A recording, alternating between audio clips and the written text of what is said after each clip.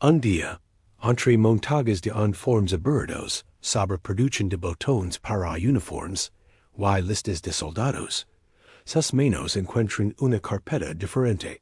No tiene una etiqueta normal. Tienen salo especial. Uno que él casi no ha visto antes.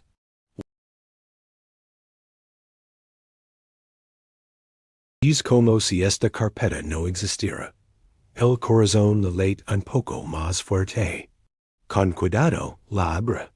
Dentro hay pocos papeles. El de encima es un memorandum. Una nota oficial. Está escrito a máquina. Lo primero que ves en la fecha y la firma. La fecha, 23 de Junio de 1941. La firma, una annotación en lápiz, corta y clara. Asterisk I, Stalin asterisk. Alexei se queda helado. Sabe que esa fecha es una de las más importantes de la historia.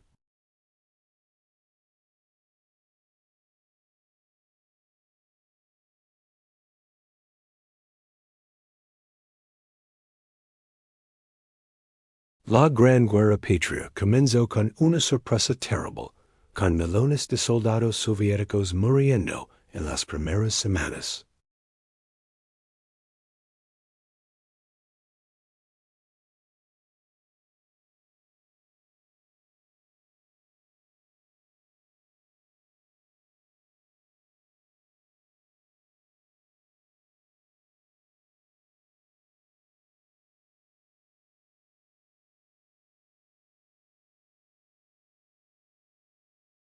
Las palabras clave saltaban ante sus oídos.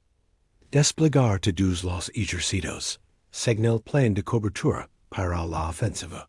Asterisk ofensiva asterisk.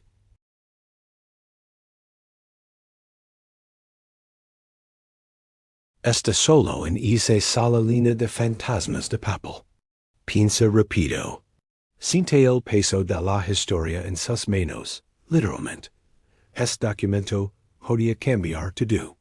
Podía significar que Stalin no estaba paralizado, sino que estaba dando una orden para un gran contraataque. O quizás, para algo más. Pero también siente miedo. Un miedo frío. El régimen soviético se está muriendo, pero sus guardians, el KGB, en respiran.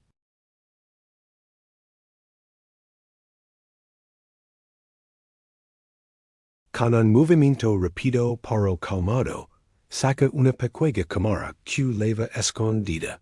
Toma varias fotos nítidas del memorándum. Luego, guarda la carpeta exactamente donde estaba. En su informe oficial, escribe que solo encontró documentos administrativos de poco valor. Y se noche, en su pequeño apartamento, revela las fotos.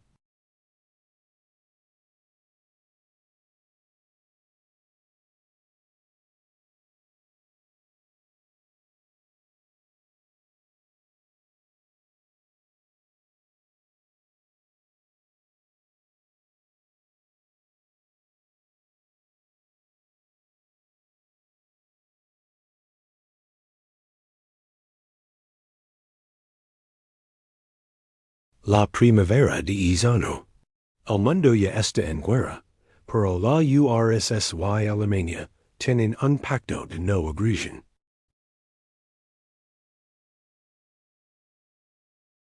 Espías en Londres, diplomáticos en Japón, incluso sus propios agentes en Berlín. El mensaje es el mismo. Hitler está preparando un ataque masivo contra ti. Stalin no hace caso. Tira los uniformes a la basura. Llama provocadores a los que le advierten. La historia siempre nos contó que fue un error enorme, una guerra que costó millones de vidas. Pero la verdad parece ser más complicada y más oscura. Resulta que Stalin sí se estaba preparando. Pero no para defenders de un ataque alemán. Él también se preparaba para atacar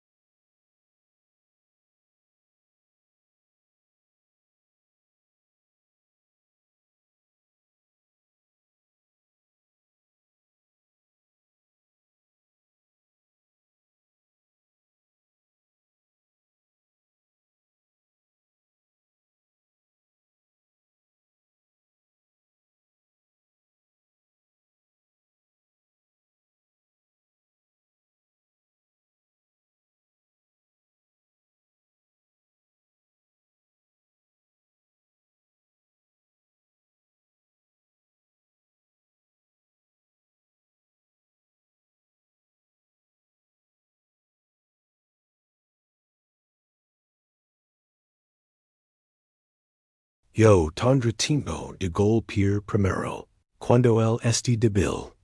El memorandum del 23 de junio no era una idea de último momento. Era la leve para poner en marcha una máquina de guerra que levaba meses excedentes. La tragedia es que Stalin calculó mal, muy mal. Hitler le ganó de mano. Así llegamos al amanecer del 22 de junio de 1941, el día que todo cambió.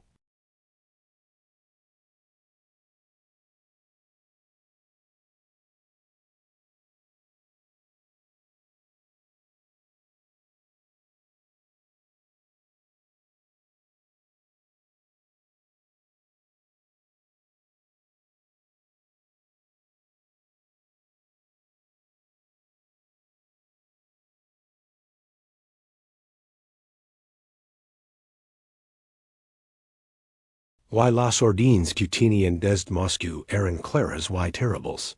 No responden a provocations. No despairen. No se mueven. Stalin en el Kremlin se negaba a creer que era una guerra real. Moscú, 1991. El aire está cargado de tensión, las calles son un mar de protestas, y el viejo orden se desmorona. En medio de este caos, un hombre llamado Alexei Petrov se apresura a casa, con un secreto que podría reescribir la historia. Con manos temblorosas, esconde un antiguo memorándum dentro de las páginas de un libro polvoriento. En la quietud de su apartamento, el mundo exterior se desvanece. Sus ojos se fijan en la firma al final del documento a Joseph Stalin. Un escalofrío recorre su espalda. Recuerda las historias de su abuelo, un veterano de guerra, relatos de heroísmo y de horrores silenciados. ¿Qué era este papel? ¿Qué verdad aterradora contenía? Bajo la tenue luz de un parque, se encuentra con el profesor Yuri, un historiador de confianza. Al ver el memorándum, el rostro de Yuri palidece. «Alexei», susurra, «no sabes el peligro que acabas de desenterrar». Mientras la Unión Soviética se desintegra, un secreto mortal ha despertado. Petrov sigue el consejo, guarda el secreto. Why espera? Los meses pasan, la URSS desesperas oficialmente, why nace la nueva Rusia. Hay una promesa de apertura de libertad. Es en este momento, a mediados de los 90, cuando Petrov cree que por fin es el momento. Publica su hallazgo en una revista histórica rusa especializada. Piensa que será un terremoto académico, un debate entre expertos. Lo que no esperaba era el huracán de odio que se le vino encima. Pero intenta la furia que desató, y que pones en la piel de millones de rusos. Pero ellos, la gran guerra patria no es solo historia. Es la memoria familiar. Es el abuelo que no volvió, la abuela que sobrevivió al sitio de Leningrado, la medalla que guardan en un cajón. Es la piedra angular de su orgullo nacional. Durante 50 años, se les enseñó una verdad simple y poderosa. Fuimos víctimas inocentes de una bestia nazi, que nos atacó traición. Luchamos, sufrimos y ganamos grudges al sacrificio y al liderazgo. Y ahora liga este historiador, Petrov, con un papel. Y parece estar diciendo, no era tan simple. Stalin también se preparaba para la guerra. Quizzes, incluso para atacar primero. Pero muchos, eso solo traición pura. No lo vieron como un motis histórico. Lo vieron como si estuviera diciendo que la invasión nazi estaba justificada, o que el sacrificio de sus familiares había sido en vano. Los periódicos más conservadores lo atacaron sin piedad. Lo llamaron loqueo, de Occidente, revisionista, profanador de la memoria. Recibió cartas unánimes llenas de insultos y de amenazas veladas. Incluso algunos colegas historiadores, veteranos de la vieja escuela, le dieron la espalda en los pasillos. Por que remueva el fango, Alexei, y quien ayuda eso, le dicen. Pero al mismo tiempo, Dest fuera de Rusia, legaba otro tipo de reacción. Historiadores occidentals, sobre todo en Alemania y Estados Unidos, se balancearon sobre el documento. Pero ellos era la pieza que faltaba en un rompecabezas gigante. Durante años, algunos generales alemanes y espías habían dicho que la URSS se preparaba para atacar. Hitler incluso había usado esa excusa para justificar su invasión, pero sin pruebas soviéticas. Era solo la palabra de los nazis contra la de los soviéticos. Ahora, por primera vez, había un documento ruso de los archivos rusos que apoyaba parte de esa teoría. La prensa internacional tituló, por fin, la prueba de que Stalin planeaba atacar a Hitler. Y hoy se cometió un error enorme, un error que hizo un más duro arbitraje. Se simplificó su hallazgo. Se convirtió en un Stalin quería empezar la guerra. Cuando lo que el documento seguiría era mucho más complejo. Petrov se vio atrapado en el fuego cruzado. Por un lado, sus compatriotas lo acusaban de mantener el honor nacional. Por el otro, algunos occidentales lo usaban para decir. Ambos bandos eran iguales, lo que también era una simplificación brutal y dolorosa. El se mal interpretado por todos.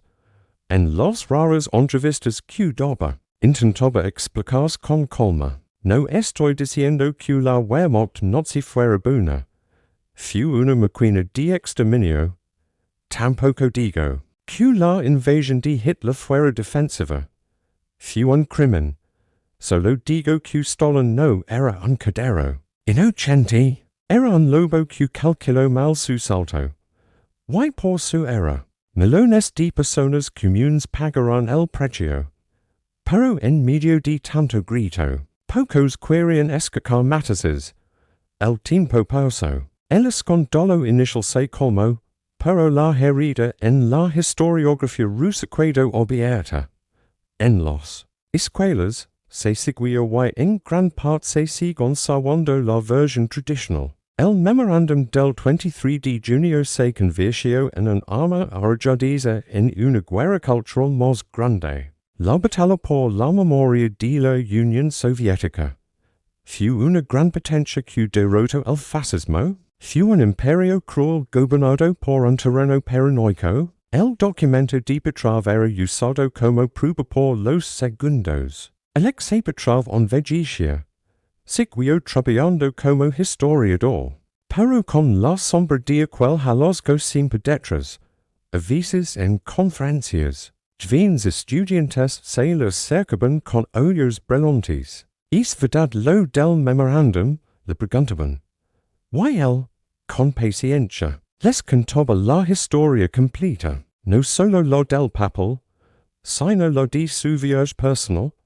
El miedo en el archivo, la prisión. La soledad dice el portador de una verdad incómoda.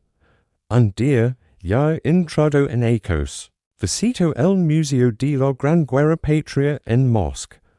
Vio los rostros de los soldados en las fotos, las cartas desgarradoras, las banderas rotas. Se le llenaron los ojos de lágrimas, porque él entendía, quizzes mayor que nadie, que su documento no restaba valor al heroísmo de aquellos hombres. El soldado que empleó un rifle en Stalingrado no sabía nada de planes ofensivos o memorándums secretos, solo sabía que su casa estaba siendo invadida y que debía defenderla. Su valor era real. Fuera que fuera el yugo de ajedrez entre dos dictadores en Moscú y Berlín. La verdad que Petrov ayuda a sacar a la luz no era una verdad cómoda. No blanqueaba a Hitler ni demonizaba a cada soldado soviético. Pintaba un cuadro más humano, y por tanto más trágico, del pasado. Mostraba como los errores de cálculo de un hombre en el poder pueden desatar un infierno para millones. Y mostraba lo difícil que es para un país mirar de frente a las partes más grises de su propia historia. Hoy, El original del memorandum siguen su carpeta en algún archivo estatal. Es un trozo de papel fragile. Pero su legado es más fuerte que el acero. Es un recordatorio de que la historia nunca es un cuento de buenos y malos perfectamente definidos. Es un laberinto de decisions, errors, secretos y, a veces, de valientes como el exepetrov. Que decidieron que las, Angula, es mayor que la oscuridad. Todo esto de los memorandums y los planes secretos puede parecer muy lejano. Son papeles viejos, firmas de tinta, reuniones en el Kremlin. Pero la historia no sucede en los papeles. Sucede en los calles, en los campos, en las cocinas de las casas. Y para entender el verdadero peso del documento que encontró Alexei Petrov, tenemos que ir a los archivos y mirar a la gente. La gente común, que no sabía nada de los yugos de Stalin o de Hitler. Y que de pronto se vio atrapada en la tormenta que esos yugos desataron. Tomemos, por ejemplo, a Pieta. Pieta era un joven teniente, un ingeniero de tanques, destinado en una base enorme cerca de la ciudad de Brest, justo en la frontera con la Polonia ocupada por los nazis. A Pieta le gustaba su trabajo, le fascinaban las máquinas, el ola acid y metal. En la primavera de 1941, el y sus compañeros notaron cosas raras. Legaban más tanques nuevos. Los poderosos T-34. Pero legaban sin los equipos de radio completos. Sin suficientes proyectiles de práctica. Los estacionaban todos juntos en grandes parques, casi unos encima de otros. Cerca del mismo límite fronterizo.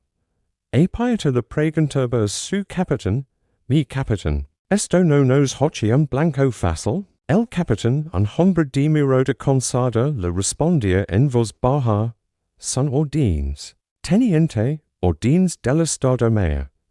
Se prepara un gran ejercicio de despliegue ofensivo. La palabra ofensivo quedó flotando en el aire. Pieta no era tonta. Todos los rumores hablaban de la tensión con Alemania.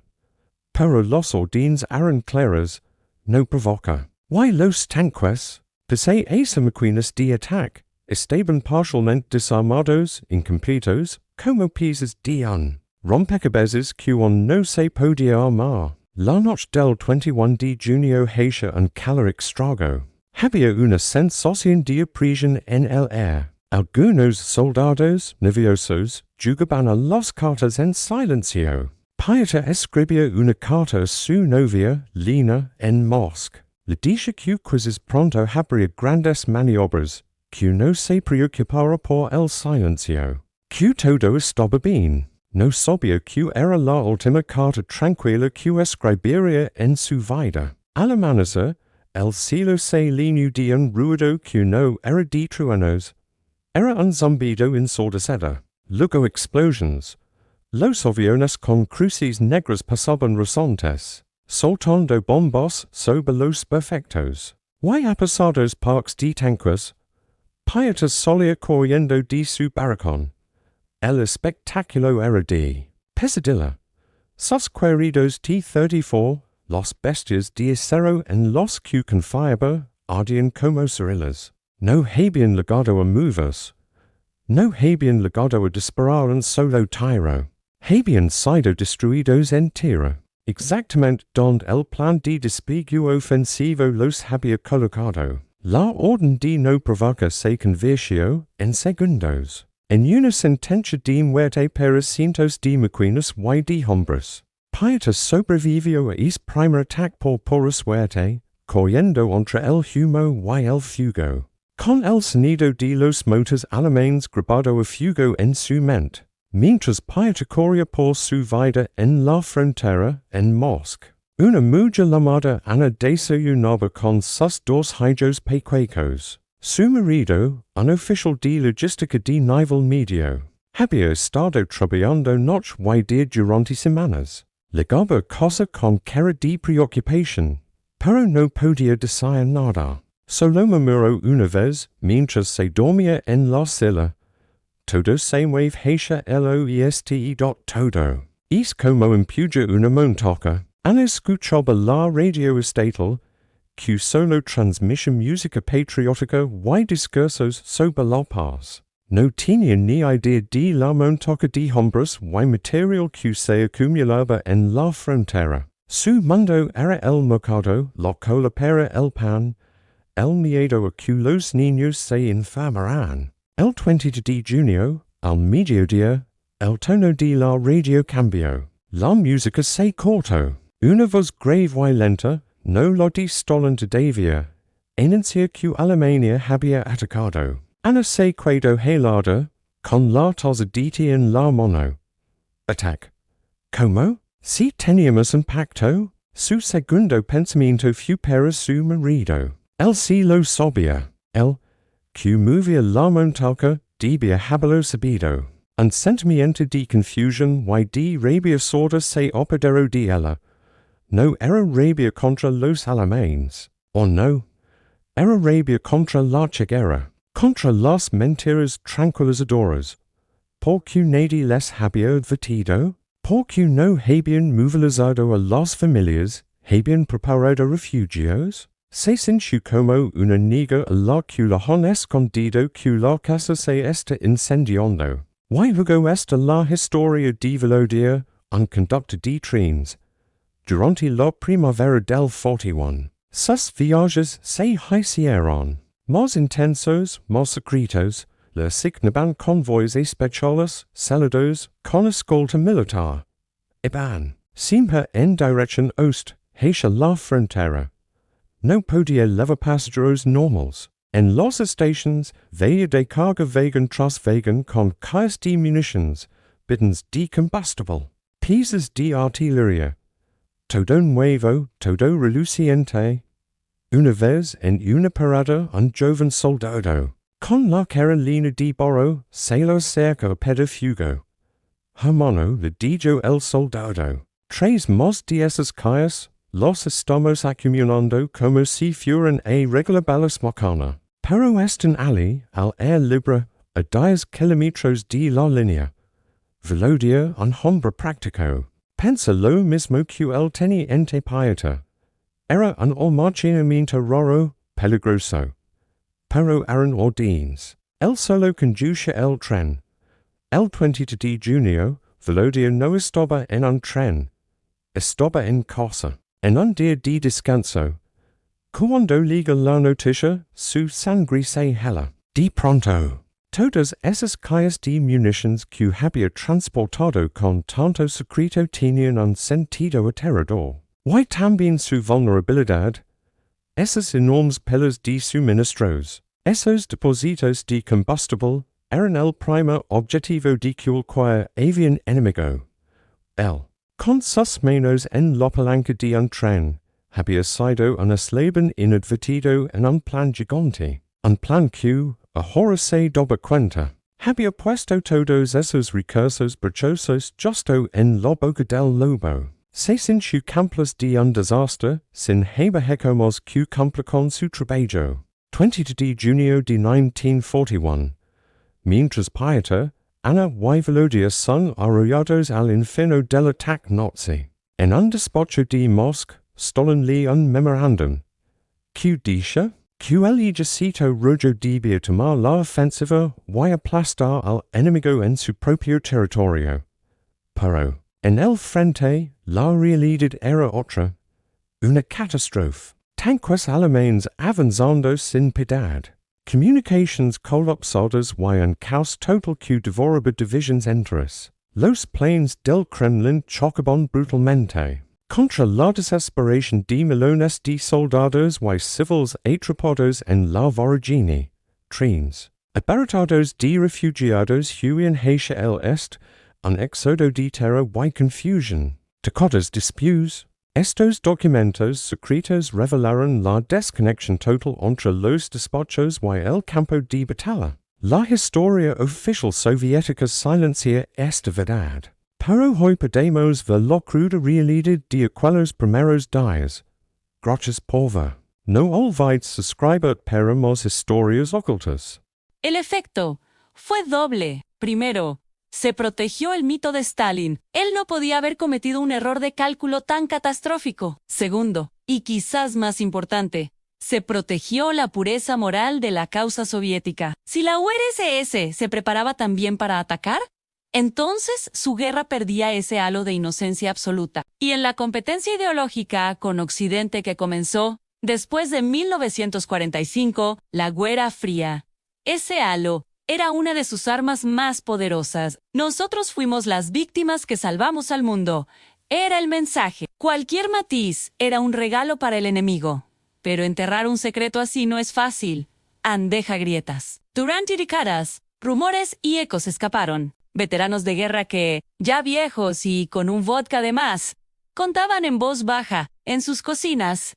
Nos tenían amontonados allí, como para salir corriendo hacia adelante. No para quedarnos, algunos disidentes en Occidente, basándose en testimonios de desertores o en documentos alemanes capturados. Escribieron libros hablando de los planes ofensivos de Stalin. En la URSS, esos libros eran literatura prohibida. Poseer uno podía llevarte a la cárcel. Pero circulaban de mano en mano, fotocopiados toscamente, generando más preguntas que respuestas. El Estado soviético contraatacaba con toda su maquinaria. Cuando un historiador occidental mencionaba estos planes, la prensa soviética lanzaba diatribas furiosas. Lo acusaban de justificar a los nazis, de insultar la memoria de los caídos, de ser un agente de la CIA. No se debatían los hechos.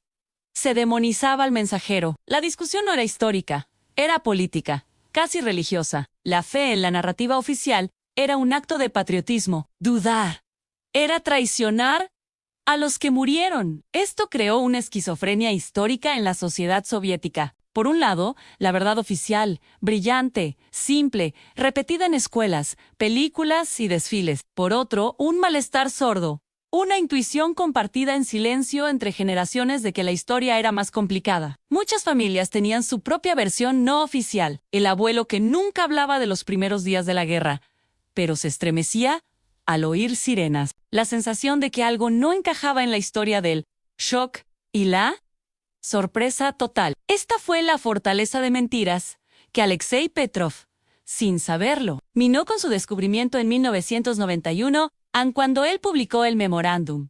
No estaba publicando solo un texto, estaba dando un martillo a todos aquellos que tenían dudas. Estaba proporcionando la prueba material, el documento soviético original, que confirmaba lo que durante medio siglo había sido solo rumor o propaganda o enemigo. La reacción violenta contra él, que ya hemos visto, es comprensible desde este punto de vista. No estaban atacando a un historiador, estaban defendiendo un pilar fundamental de su identidad nacional. Derribar ese pilar hacía que todo el edificio se tambaleara.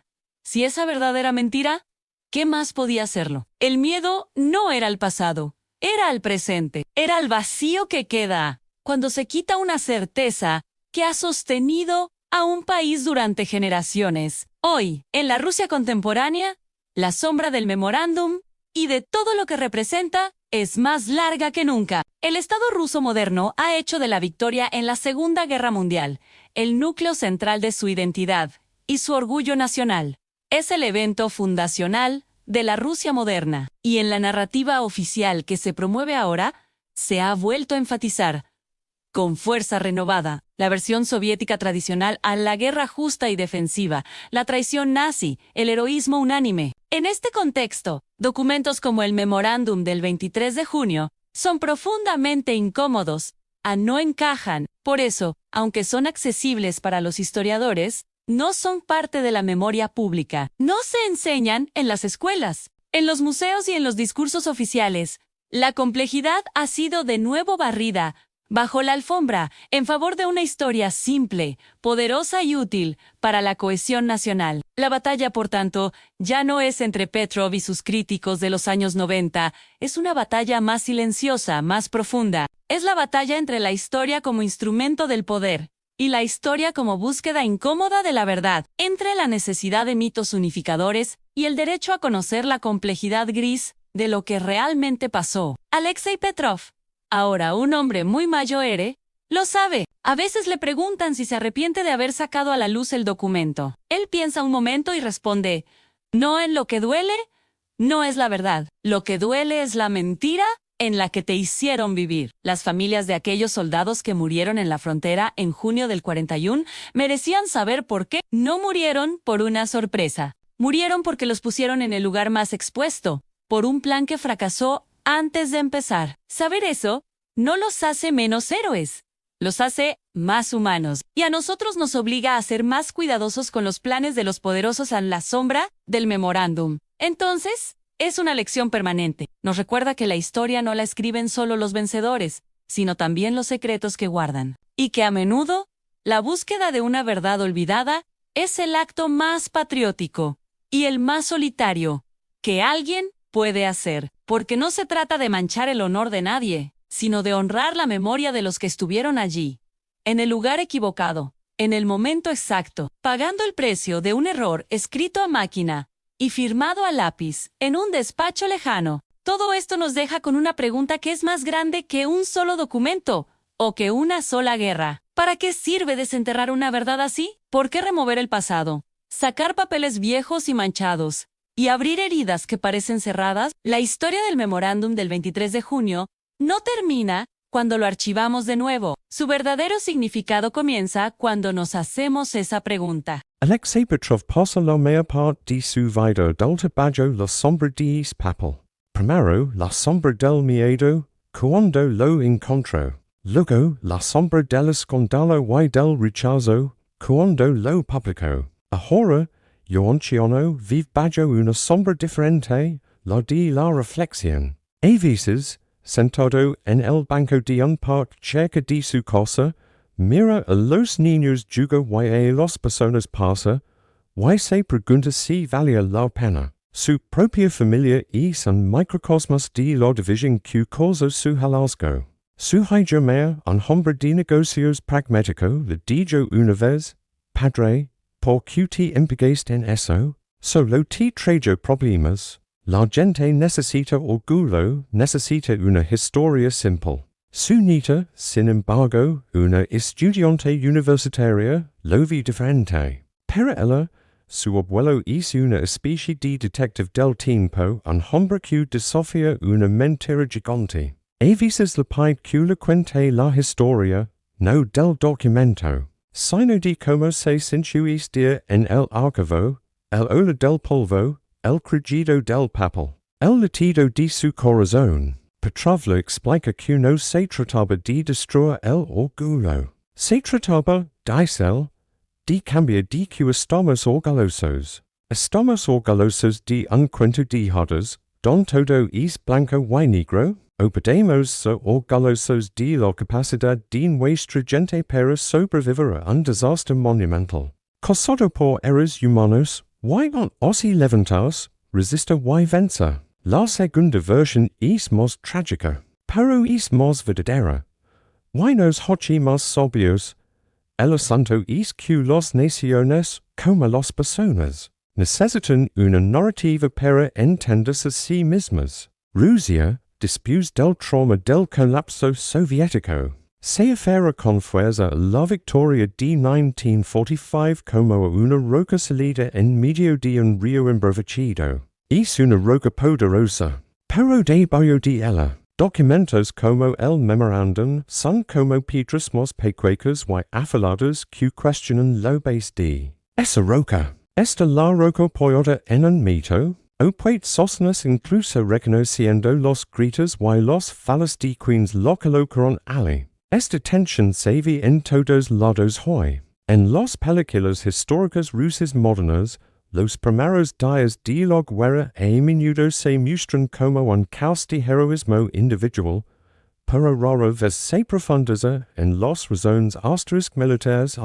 del desastre. Se habla de traición, pero no de error de cálculo. La figura de Stalin es enormemente complicada. Por un lado, es el arquitecto de la victoria. Por el otro, fue el hombre cuyo sistema de terror y paranoia deja al ejército sin líderes competentes, y con miedo a tomar decisiones. El memorándum toca el núcleo de esa contradicción. Lo cupetrav y otros historiadores honestos proponen no es una revolution, sino un acto de madurez histórica. Es la idea de que un país puede ser lo suficientemente fuerte para mirar sus errores, más terribles a la guerra, que se puede honrar al soldado que murió en la frontera sin tener que defender al comandante en jefe, que lo puso allí sin la preparación adecuada, que lo complicado no es un enemigo de la patria, pero esto es difícil,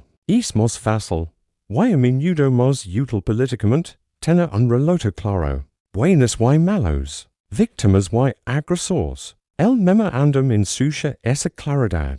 Introduce el gris. Y el gris es el color de la historia real, de la vida real, donde las decisiones se toman con información incompleta, con miedo, con ambición. Y a veces con pura incompetencia. Entonces, ¿cuál es el legado final de este trozo de papel? Su primer legado es para la historia militar. El documento ayuda a cerrar un debate académico de décadas. Ahora sabemos, sin lugar a dudas, que la dirección soviética no estaba simplemente dormida. Estaba activamente preparando una acción militar masiva. Esto no justifica la invasión nazi, que fue un crimen de agresión con objetivos de exterminio, pero explica por qué el golpe fue tan devastador, porque encontró al ejército rojo en una posición increíblemente vulnerable, atrapado entre la orden de atacar y la realidad de ser atacado. Es una lección eterna sobre los peligros de la ambigüedad estratégica y de subestimar al adversario. El segundo legado es humano, y es el más importante. El memorándum nos obliga a recordar que detrás de las grandes estrategias, los planes maestros y las formas de los dictadores, gemilones de destinos individuales. El teniente pirata junto a su tanque ardiendo, ana confundida en su cocina de mosque, velodia el maquinista, cinchándos campos sin cuira. Esos hombres y mujeres no eran peones en un tablero de ajedrez, eran personas con planes, amas, miedos. La tragedia del memorándum es que muestra como sus vidas fueron barradas por un plan que ignoraba por completo su humanidad. Nos recuerda que la primera víctima de la megalomania de los líderes es siempre la gente común. Finalmente, su legado es para nosotros, aquí y ahora. En una época de noticias falsas, de guerras de narrativas, de verdades alternativas, la historia del memorándum es una fábula moderna. Nos muestra cómo un regismo puede construir una mentira enorme, protegerla durante medio siglo, y castigar a quien la cuestiona. Pero también nos muestra que la verdad, por incómoda que sea, siempre encuentra una manera de asomarse, a través de un archivista curioso, en un momento de caos. Un papel olvidado puede cambiar la forma en que vemos el mundo. La próxima vez que escuchamos una historia oficial demasiado perfecta, demasiado heroica y totalmente libre de errores, deberíamos pensar en Alexei Petrov. Y deberíamos preguntarnos, ¿qué papeles están guardados en los archivos de hoy? ¿Qué memorándum se están formando ahora? ¿Cuyas consecuencias pegaron personas como Pieta, Ana y Velodia dentro de 20, 50 o 80 años? La búsqueda de Petrov no fue para culpa a un país o a un pueblo. Fue para restaurar la dignidad de la verdad. Porque una memoria basada en mitos es una memoria frágil. Una memoria que acepta sus sombras, sus errores y sus tragedias, es una memoria fuerte. Es una memoria que puede aprender, que puede evitar repetir los mismos desastres. El memorándum del 23 de junio de 1941 ya no es un secreto, es un testigo mudo de un plan que nunca se ejecutó, de una mentira que dura décadas. Y del valor tranquilo de quienes creen que entienda el pasado, por doloroso que sea. Es la única forma de caminar hacia un futuro más consciente. Y al final, eso es lo único que podemos pedir a la historia, que nos ayuda ver un poco más claro. Pero que no tropecemos una y otra vez con los mismos piedras. La piedra, en este caso, tenía la forma de una firma a lápiz en un papel amarillento. Y gracias a un hombre que decidió no mirar para otro lado, ya no nos era tropezar a ciegas.